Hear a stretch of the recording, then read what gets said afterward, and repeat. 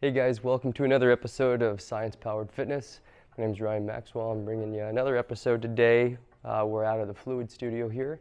And today we're going to talk to you about the difference between tight and taut muscles and the impact that those muscles have on your biomechanics. Oftentimes people are stretching their hamstrings, and this is going to be represented by this little rubber band here on my little Mr. Bonaparte here. And basically the hamstrings are attached at the sit bone over here at the ischium, and then they split off and then they come down to your tib and your femur, or your tib and your fibula.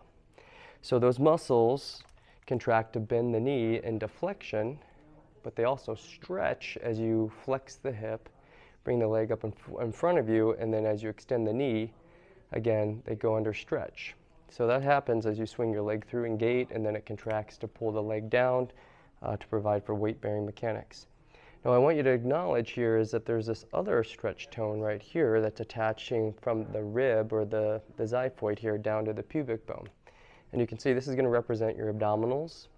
And if the abdominals are properly tensioned, the hip is going to rotate under, and it's going to pull that sit bone that the hamstring attaches to up. And that technically shortens this hamstring. Now the idea here is that if the abdominals are insufficiently tensioned, so the stretch tone of the ab wall is too weak, the sit bone is going to come up because the pubic bone is going to drop down. So this is considered a taut muscle, and that positions this hamstring in detention as well. So as the sit bone goes up, it stretches the hamstring, and you can see that pulls the knee into greater flexion. So the proximal attachment closer to the heart becomes stretched, and the distal segment becomes flexed. So that's going to restrict you from being able to extend the knee fully and properly support the knee glide. So what we want to be aware of is that there's a length-tension relationship between the muscles supporting the joint's position, and if they're in proper balance, we're going to see efficient movement through the kinetic chain. Now, if there's an instability because the tone or the tension of the muscle is too little, it's not providing enough resistance to stretch, it can change the organization of the other segments that are now having to overreact, and like in this case, the hamstring.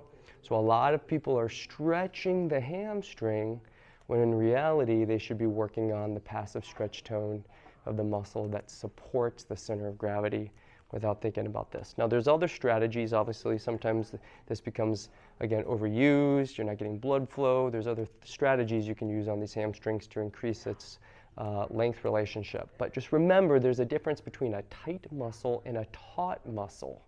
Taut muscle means, like this hamstring, that it may be displaced in detention and now hyperactive. So even though its resting tone is longer than it should be, it's not releasing the tension, and so it's not allowing the knee to properly glide. So we have to be aware of what's really happening, make sure we address the mechanism of the instability rather than just the symptom of the derived instability, and then recognize how that's going to play into the extremities that might be the vulnerable area. Any questions on this, just make sure to reach out to us at admin@fluidhealthandfitness.com. Again, this is Ryan with Fluid saying your body's designed to move, so stay in motion, and we'll see you soon.